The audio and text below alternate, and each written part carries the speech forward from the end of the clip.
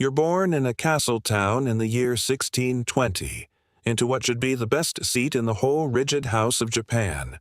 4 classes stacked below heaven, samurai on top, then farmers, then artisans, then merchants scraping the floor. And you're a bushi, a warrior, top of the pile. The only kind of person in the entire country legally allowed to walk around with 2 swords on your hip. Congratulations, kiddo. You won the birth lottery. Except you were born about 20 years too late, because the wars are over. All of them. For 400 years, Japan tore itself apart. Clan against clan, lord against lord, a country that ran on men exactly like you. Then a man named Tokugawa Ieyasu won the last big one, planted himself as shogun, and slammed the door on the whole bloody era. Peace. Blessed, suffocating, career-ending peace. You are a professional swordsman being raised in a world that has just decided, permanently, it never wants to see another sword drawn again. But you don't know that yet. You're 4. You're holding a wooden practice blade that's taller than you are. Your father is a retainer to a daimyo, a feudal lord, and that means your entire childhood is an apprenticeship for a job title. You memorize your lord's name before you can spell your own. You learn Bushido, the way of the warrior, loyalty above everything, honor above your life, obey your lord unto death and preferably a little past it. You practice the sword until your palms split. You learn the bow, the spear, and, because it's peacetime and your lord is bored, calligraphy, poetry, and the correct number of ways to bow. Here's the thing they drill into you hardest. You are nothing without your lord. That's not an insult. It's the whole architecture of your identity. A samurai serves. Your income, your rank, your right to those 2 swords. You don't have a job. You have a master. And your master pays you in rice. Your salary is measured in koku. 1 koku being roughly enough rice to feed a person for a year. You don't touch coins if you can help it.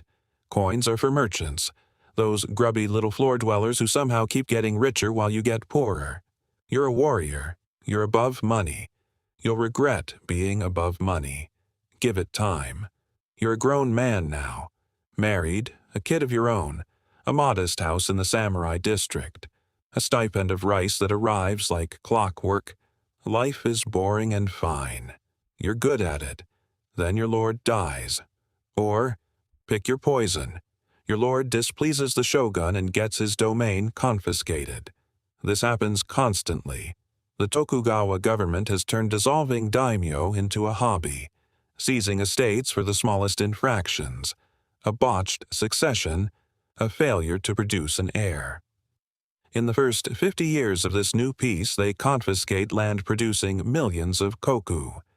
And every single time a lord falls, every retainer under him falls with him, including you. So one ordinary morning, it's done. Your lord is gone, your stipend stops, and you, trained your whole life for total loyal service, discover there is no one left to be loyal to. You are now a Ronin. The word is written with 2 characters, wave and man. Wave man, a man adrift, floating with no shore, drifting wherever the tide dumps you. It sounds poetic. It is not poetic. It means you're unemployed, and there are, at this point in the century, somewhere around 400,000 of you. An entire ocean of trained killers with no war, no lord, and no plan. You keep the swords, at least. The government lets you keep your surname and your daisho. The long blade and the short. You get to starve with excellent posture. Obvious move, find a new master. Go get hired by another daimyo. It's the middle of a 200-year peace. Nobody is hiring warriors. Lords already have more retainers than they can afford to feed. Their own stipends aren't keeping up with the rising cost of everything, and the merchants they despise now hold their debts. Why would any lord take on you, a stranger, a used samurai from a disgraced house? And it gets worse. The shogunate has made it borderline illegal to switch masters. Abandon your lord voluntarily, and you can be blacklisted.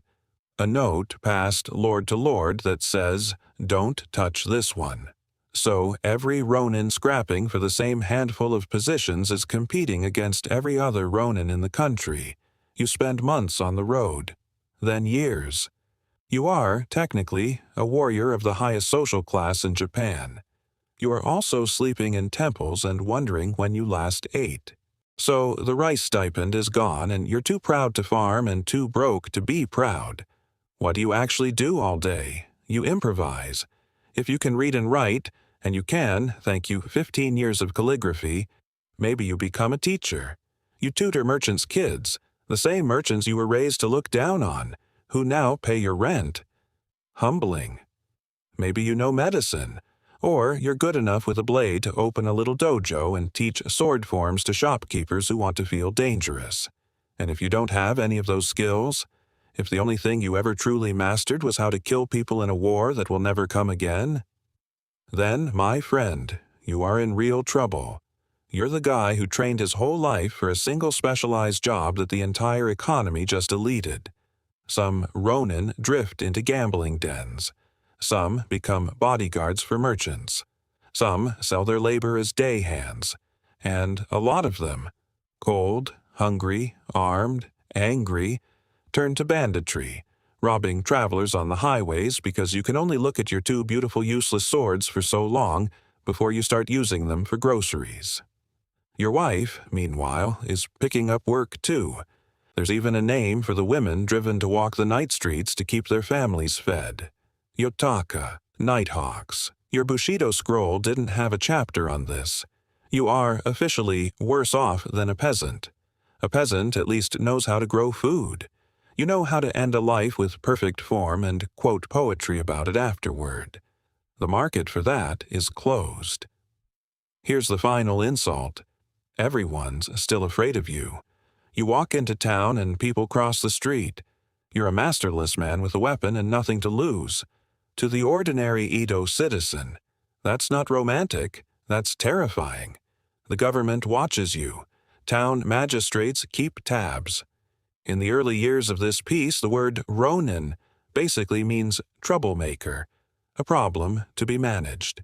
You have all the menace of the samurai and none of the respect, the pay, or the point. You spent your whole youth being told you were the soul of the nation. Now you're its nervous system twitching at a threat that's already over. Bitter, broke, adrift. And you're not the only one. That's what makes 1651 happen. By now, there are hundreds of thousands of men exactly like you, and one of them is a martial arts teacher in Edo named Yui Shosetsu, himself a commoner-turned-scholar who built his fame teaching military strategy to Ronin like you. He looks at this ocean of disenfranchised warriors and thinks, what if we stopped drifting? The old shogun, Tokugawa Iemitsu, has just died. His heir is a 10-year-old boy. The government's grip has never looked looser. So Yui and his fellow instructor Marubashi Chuya cook up a plan, the Kian Uprising.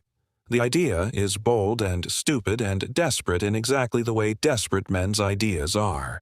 Set fires across the wooden city of Edo, let the whole capital burn, and in the chaos storm the shogun's castle and seize the government. Second strikes were planned for Sunpu, Osaka, Kyoto. An entire coup, powered by unemployed swordsmen with nothing left to lose.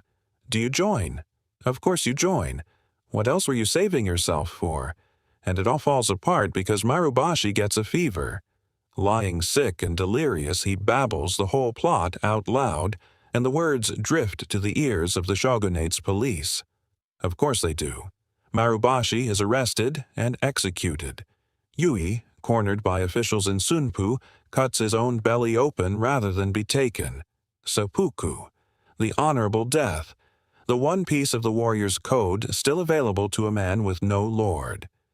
He leaves a note swearing he only ever wanted to make the government notice how the Ronin were suffering. Then the authorities crucify the conspirators' families. That was usual at the time. Say you survived. Say you weren't in Edo that night, and the purge passed you by, and you're an old wave man now, gray and stiff, still carrying 2 swords you haven't drawn in anger in 40 years. You have a son, and you look at him, and you know exactly what the world has waiting for him. The same rigid ladder, the same lord who could fall on any given morning, the same tide that took you out to sea. You could teach him a trade, a safe one. Farming, numbers, anything but this. But you don't know how to teach him anything but this. So you put a wooden sword in his hands that's taller than he is, and you start him on the way of the warrior. Loyalty above life, honor above everything. The same fate carved into you, carved now into him. He'll be good at it. He'll be proud. And somewhere above him, a lord he's never met is already displeasing a shogun he'll never see. You drift. You always did. Oh boy, it sucks to be born a masterless samurai.